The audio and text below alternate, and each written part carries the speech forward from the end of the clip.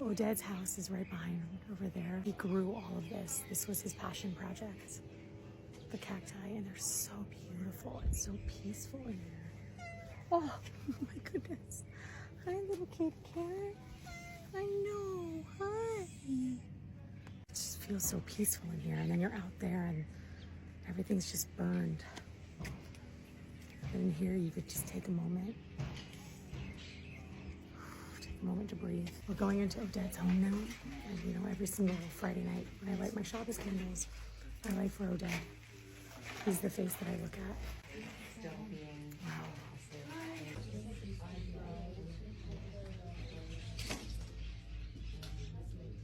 Oded and Oded Lifshitz were living here. They were my parents' best friends.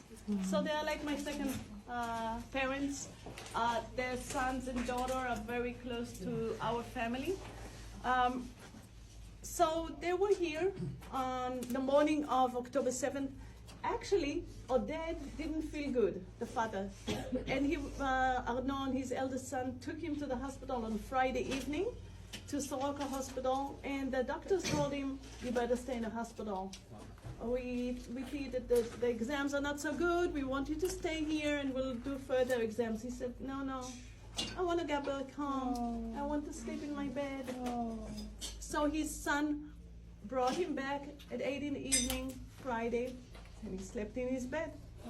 Their bedroom is over there. And on October 7th attack, they were in their safe room, which is their bedroom. Like everybody else, they could not lock the door because the doors of the safe rooms don't lock. There is an arrow pointing up and says lift the handle up for lock. But I knew that it doesn't lock. And I think Oded knew that it doesn't lock as well because he was holding on to the handle. And when the terrorists came here early that morning, he was shot through the door. And he was wounded in his arm, so he let go of the handle. Then the terrorists were able to open the door, took him out, and threw him here on this pathway. They came in and then took Oded Lifshitz, his wife, 84 years old. They dragged her and she saw her husband laying down here. She didn't know whether he was dead or alive. And put her on a motorbike and drove out from that gate into the Palestinian areas. As soon as the motorbike entered the Gaza Strip, somebody came to her with a knife, told her, take off all your jewelry. She had some gold jewelry, and he put the knife next to her throat. She took out all her jewelry, he stole it. The motorbike continued all the way near the sea in the Khan Yunis and entered under some shading thing, and then she found herself in the tunnel. She was taken off the motorbike and started walking. Now she's 84 years old, she's not in her best health, and she was walking for about 4.5 hours,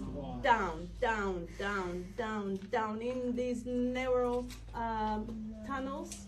And slowly, more people from Mir Oz were joined from other tunnels until there were a big group from Mir Oz. Finally, they arrived. She said she thinks it was -5 floor. Entered an area where a lot of people were sitting behind computers.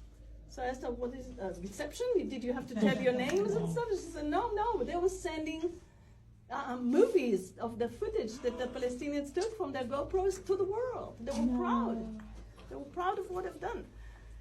She was taken with other 6 people into a small room, and there she met Oded, her husband, who was injured but alive.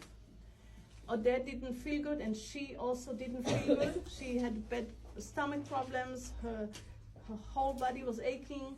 Oded was taken out from the tunnels after 10 days, so she doesn't know what is going on with him. She was released after 17 days. She lives near Tel Aviv now. He used to play every evening during the sunset. He would play here, the door would be open, sunset over there. He was a journalist. That's his piano, yes. Education is non-violent. Is that still happening now in Gaza in schools?